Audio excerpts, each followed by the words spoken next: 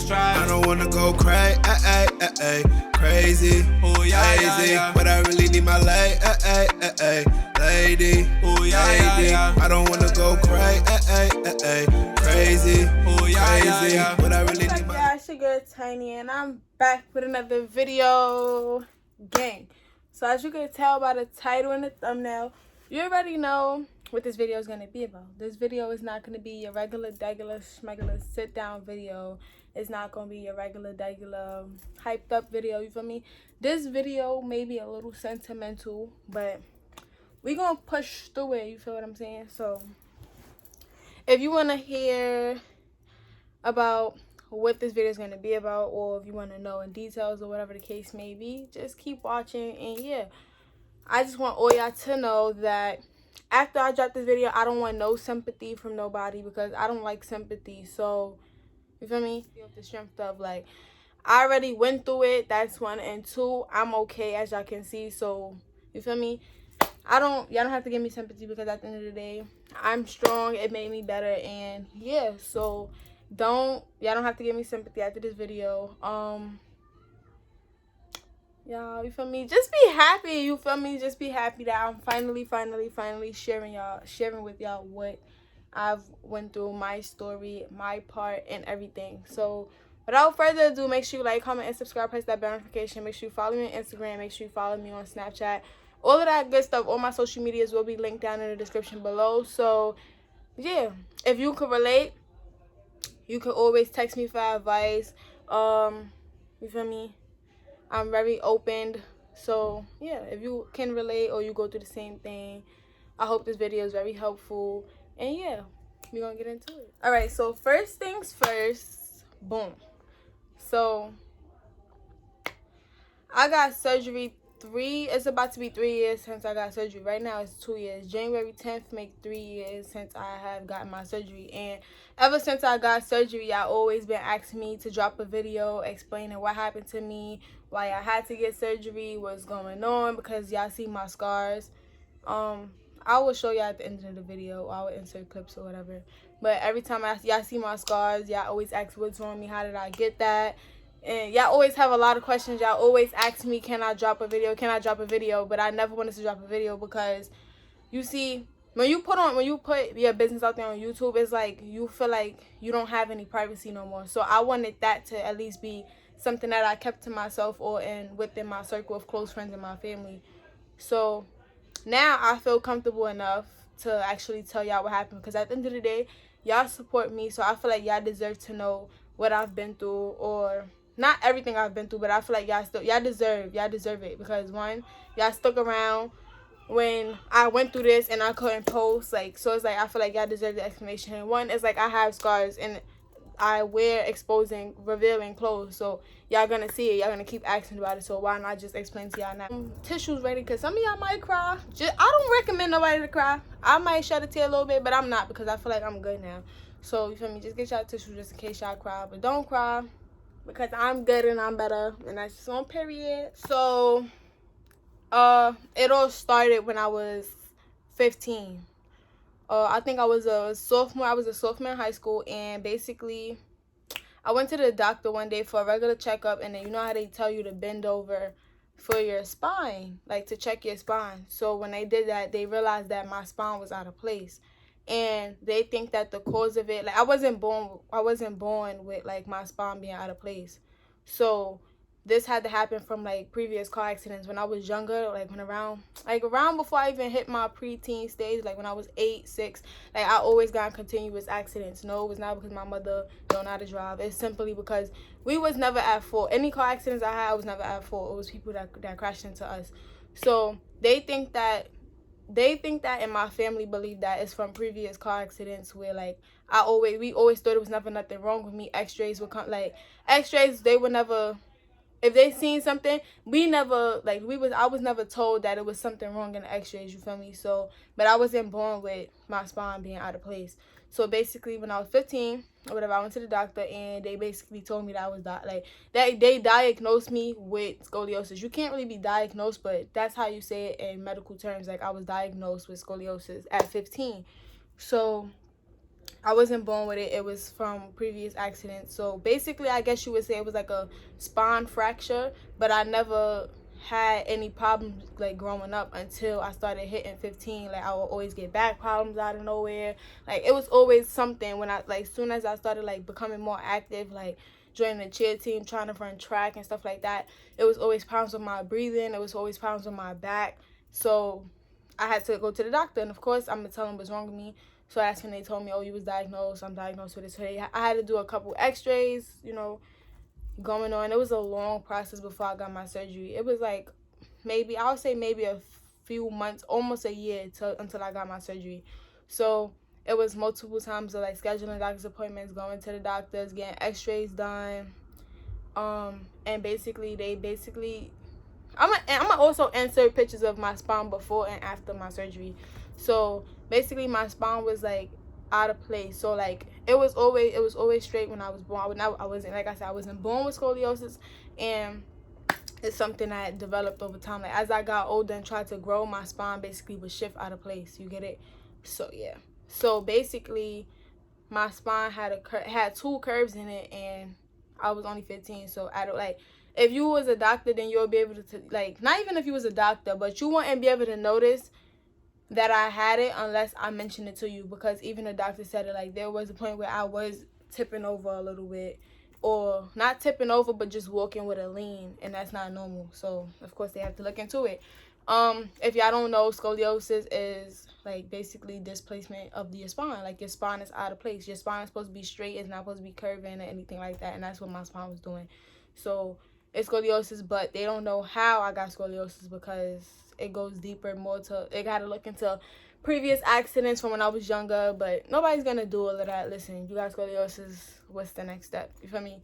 So, but before even finding out I had scoliosis, me and my dad was already talking about like back problems, how he was like, oh, don't never let nobody give surgery on your spine, because it's a different level of it's like he was main concerned about death. Like don't let nobody mess with your spine, because there's a lot of things that could go wrong. One mess up and your whole life could be done. So they told me like the only way I could get better is if I get surgery or if I do a brace. I didn't want to get a brace.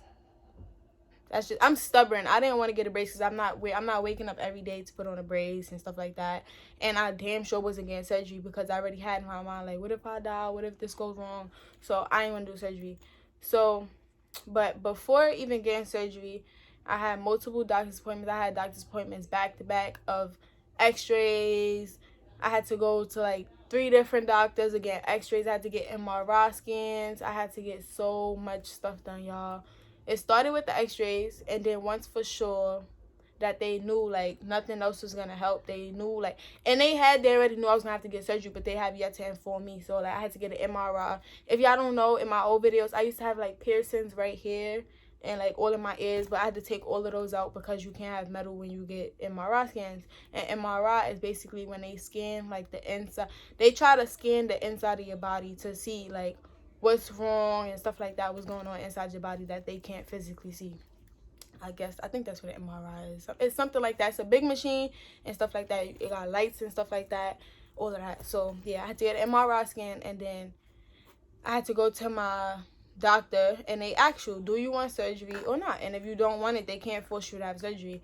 So when I had to find out, like they was telling me surgery is like your only option right now. It's either you get surgery or you stay like this for the rest of your life, or like not, you can't stay how you are, like, because as you get older, the more your body get adjusted to have scoliosis, the more you start to like lean more, or you know, drift more and you're walking. So it's like get worse rest of your life or get surgery. So I didn't want, like, I was just like crying crocodile tears. I did not want surgery at all, because like the possible rates of surgery is you either could die. Like death is a high chance of death, because it's your spine. Anything go wrong with your spine, like anything could go wrong.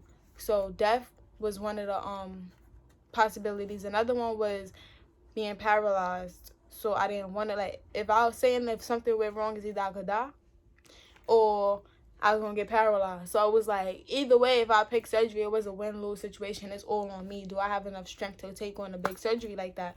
That surgery is a very severe surgery because, like, it's dealing with your spine. Your spine is a skeletal muscle. Like, it is a muscle in your body that you mainly need. Something go wrong with your spine, everything else basically stop working, you know? So, yeah, I was in surgery for about 6 to 8 hours because I went in the morning and I didn't finish till like the late in the afternoon. So, yeah, my surgery was 6 to 8 hours. In the beginning, if y'all didn't hear when I was saying how like I had breathing problems because I have scoliosis. First, I have asthma. I'm a chronic asthmatic. So because I now was developed with scoliosis, or now because I was now diagnosed with scoliosis, it caused problems with my breathing because when your spine curves, it causes your rib cage to start closing down on each other, and when your rib cage start closing down on each other, you can't breathe no more. Mess up your breathing. So that's what was going down. So every time I would be short of breath, it was because of the simple fact that my spine was curving and it was causing my rib cage to close down on each other. So that's that. So in surgery, I didn't know nothing that was really like going on. So after when I came out of surgery, they told me everything that was going on, basically. So in the process of getting in the process of getting my spine straightened, they had to get through my ribs. So they had to break one of my ribs and remove them. So on one side of my body, I have less ribs than the other side. They're not gonna take. I think they said they only took away 1 or 2 ribs. So on one side of my body, I have 1 or 2 ribs less than the other side of my body. So that's how cause my incisions was on the side. They didn't cut down the middle of my back and do my back like that and do the incisions on the left side because that's where my ribs was closing down on each other. So they had to get on this side of my ribs, open them back up, break them apart, and then get to my spine. And then they'll ask you too. It's 2 types of scoliosis surgery you can get. It's the one with the metal rods and it's the one with the flexible rods. I had the flexible rods. So that's why you would never be able to tell if I had scoliosis before, because like I have flexi rods. Like it's 2 flexible rods and 4 or 6 metal screws. I think it's 4 though. I think I have 4 metal screws in my back with 2 flexi rods. You would never know because it's flexible rods. You can still bend and do all of this. Like I'm very active. I still do backflips, as y'all can see in my my friend vlog when we was outside. I was doing backflips, cartwheels. Like you're very flexible. I can still do a lot. The only thing with the metal rods, you can't do that. Like it keeps your posture straight. The flexi rods, it gives you balance to be able to still be more flexible and things like that. I could still be a regular girl. I'm still normal. When I first found out I had scoliosis, I was like really sad because I thought my life was over because I felt like, if y'all didn't know, I used to be on the cheerleading team. I started cheerleading my freshman year of high school all the way till I stopped cheering at my senior year of high school. After my surgery, I stopped being active in general. But so when I found out I had scoliosis, I was scared. Like I didn't know what to do. I thought people was gonna make fun of me. I thought people was gonna not want to be my friend no more. I just thought my world was gonna come to an end. Like I'm gonna just have to be in this little bubble and don't come out of my shell. Like I just really thought my world was over because I thought that nobody was gonna want to deal with me. Because one, scoliosis, yes, it's a very sensitive topic, but people is not mature enough to deal with stuff like that. Like there's people, they think that making jokes about your spine and your back is funny. No, because at the end of the day, little do you know, I was in the process of almost losing my life, or I could have possibly been paralyzed. So I didn't know what to think. But then I finally gained courage to go along with the surgery, and I had the surgery right after my Sweet 16. I had the surgery. I was supposed to have it before, but my mother didn't want me to have the surgery because she didn't want nothing to interfere with me having my Sweet 16. So if anything, she wanted me to have my Sweet 16, and then at least, God forbid, if anything went wrong, I got to enjoy my 16th birthday. It's not like, God forbid, if I was to die. It's not like, she didn't get to enjoy her birthday or see her 16th birthday. So that's why I had my party. I had my party before my surgery. Day of my surgery, I was actually pretty calm. Like Of course, I was nervous, but I wasn't letting it show. I wasn't letting it get the best of me. I was interfering with the doctors, talking to them. They was ensuring me that I'm going to be fine and stuff like that. So the only thing I remember is I was talking to the doctors. They was putting my IV in, and then they was like, okay, it's time to go to the anesthesia room. Is when the anesthesiologist is when they give you like the anesthesia so they can put you to sleep.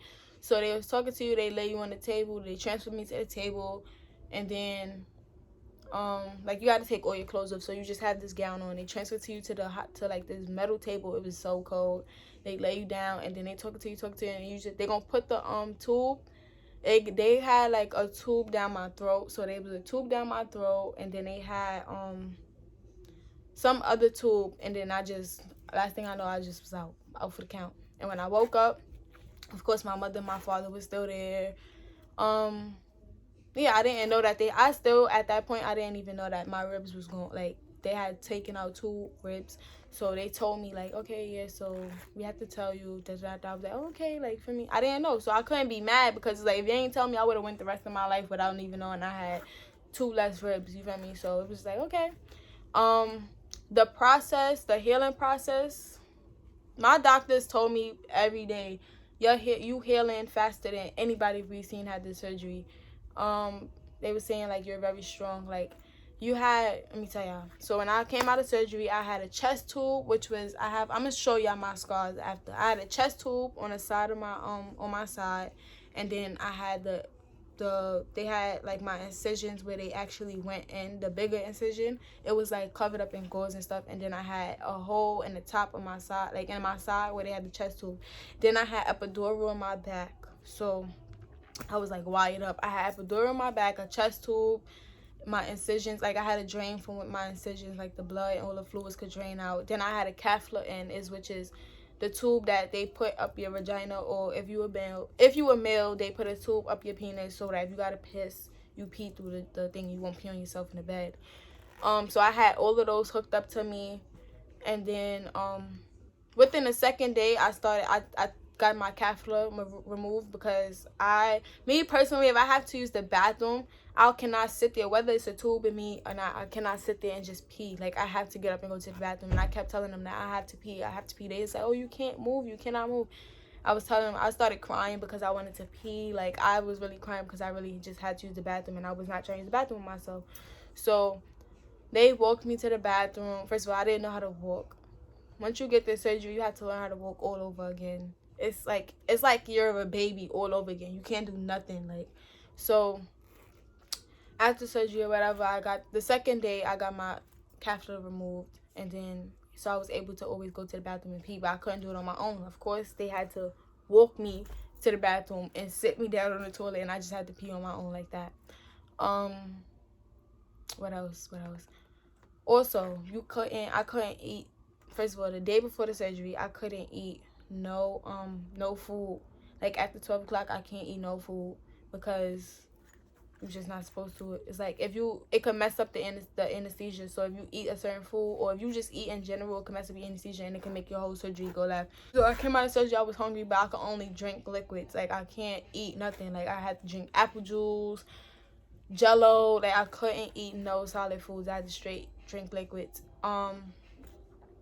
The pain was on a scale from 1 to 10. The pain was above a 10. Like, I felt nothing.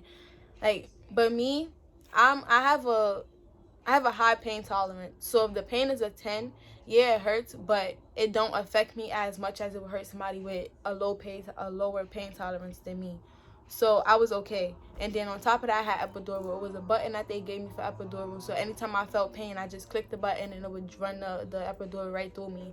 They had me, of course, they drugged me up, y'all. I was on all types of Percocets, Tylenol, oxycodone. Like, I was on a whole lot of drugs at once. And I had to take all the drugs at one time. Like, they gave me oxycodones, Percocets, all of that. It was like 7 pills I had to take within every certain amount of hours. I had to take them pills all at once.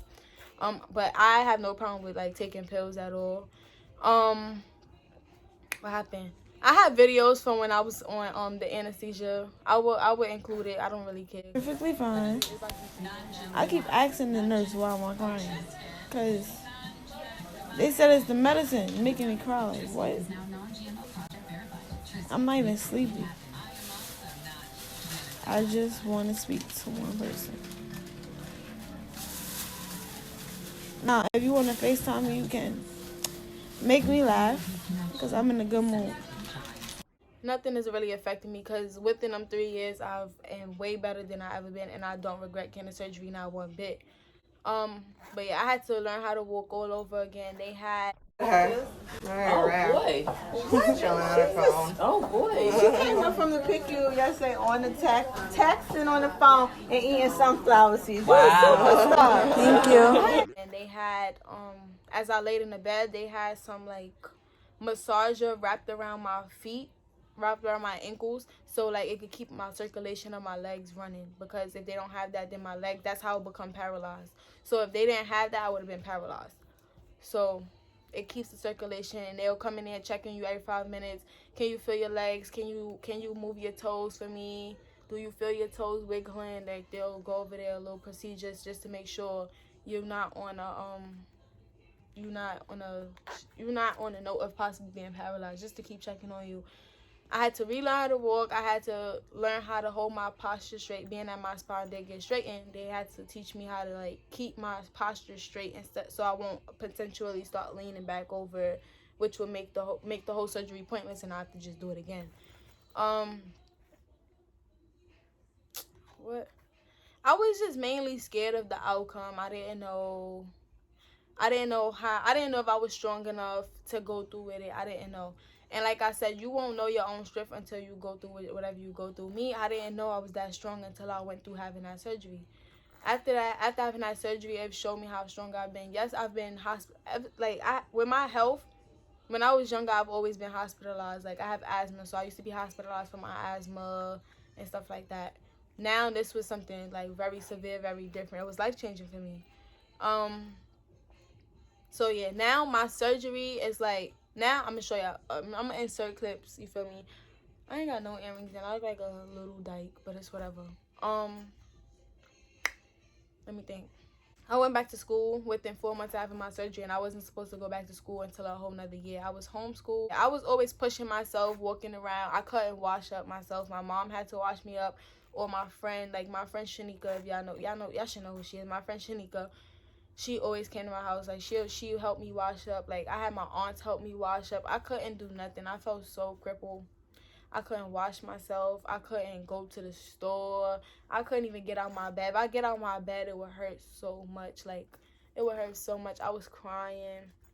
The pain was unbearable. Once I got home, the pain was like up and down, up and down. But then I had to eventually, like, I had to train myself not to take the medication no more, because I was getting addicted to it. Like getting addicted to the meds is addicting, because it's not like it's regular medications. It's perks, it's Percocets and stuff like that. So I was getting addicted to taking them. Like I would just want them. I wouldn't even be in pain, but I would just want them because my body was getting addicted. So I had to lay up off of those, and then like, so if I was in pain, I would just fight the pain myself.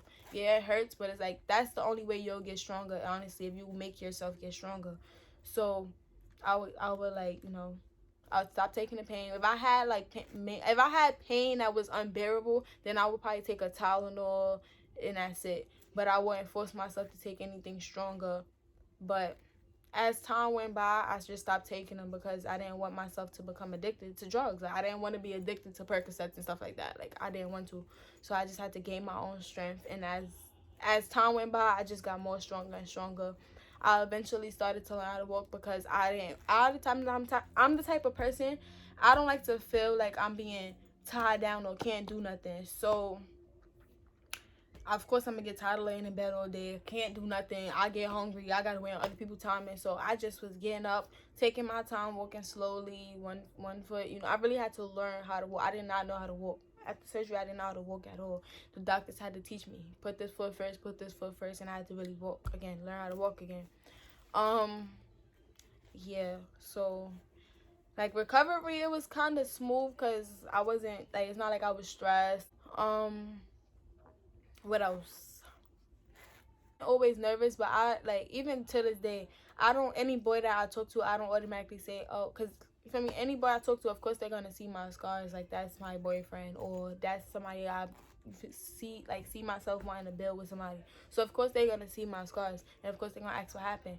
Like, for me, it's times where I be like, I'm not gonna tell you yet. I'm not ready to tell you. Off the strength of, like, I feel like my surgery is like the most important thing to me right now. Like, it's my biggest milestone in life, because that's something that I thought that I would never be able to accomplish. Like, 3 years from now, my life could have been different if I ain't know I was diagnosed with scoliosis. If I didn't get the surgery, my life could have been completely different from what it is now.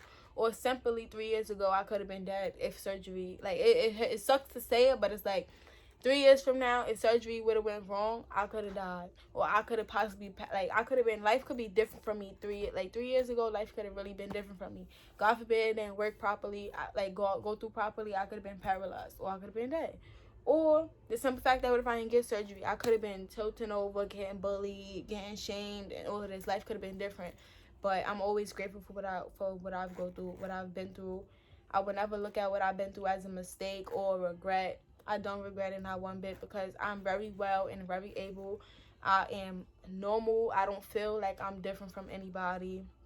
I'm just normal. I can still run, jump, backflip, cartwheel, split. I could do anything I want. Like, anything I want to do, I can do it, literally. Like, there's nothing that I can't do.